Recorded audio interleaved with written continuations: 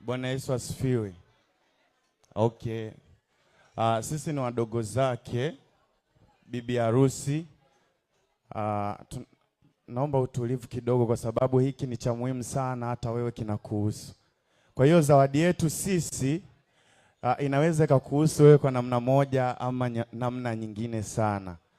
Najua humu ndani tupo professional tofauti tofauti, lakini ningependa kutoa maelekezo ya hii zawadi ili iweze kuwasaidia hata nyie wengine ambao mnanisikiliza. Tunaona ndugu zetu hawa ni matokeo ya maneno, ni matokeo ya Shem kutamka neno kwa dada yetu mpaka akakubali.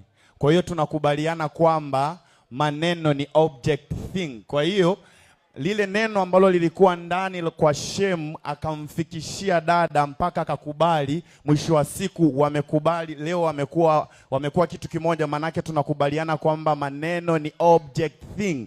Kwa hiyo kwa kusema hivyo basi, hapa tunao madokta wanafahamu kwamba damu inazungumza. Ni ndani ya damu linaweza ukakaa ugonjwa, ukawa na rekodi baada ya siku kadhaa kwamba after sometimes afu ndo kile kitu kinakuja kuonekana. Kwa hiyo kama Hawa ni damu ya Hawa na huyu ni damu ya kwetu, tukubaliane kwamba ipo damu nyingine ambayo inapatikana either kwenye madhabahu zingine.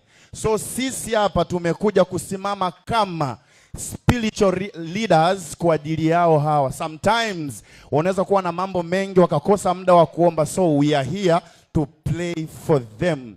Ukipata nafasi tuombe kwa pamoja. Na kushukuru Mungu wa rehema, asante kwa neema zako, sifa na mamlaka na kurudishia wewe Baba katika jina la Yesu. Asante kwa neema hii. Ranoske deina manta yakadia dadoshke radia na manta razelia kataya na manta hinaya rezoli kataya dadushke ina razedia anta ida dadushke masoto radia kataya na manta intaya na maya razeli kataya na noska deida resota ya na Petro alivyofika pale akamkuta yule kiwete, akamwambia sina fedha wala dhahabu, ila nilicho nacho ndicho nikupacho. Sister, I give you my spirit. I give you the spirit of wisdom. I give you the spirit of wisdom. Nothing will happen. Nothing will cross to your merit in the mighty name of Jesus. Ramantaida antayakadia dadoska inamaya. Atakaye kusogelea wewe amesogelea kiti chetu. Atakaye kusogelea wewe amesogelea familia yetu. Atakaye kusogelea wewe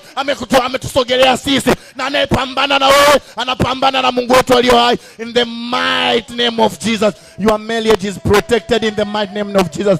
Dada, I don't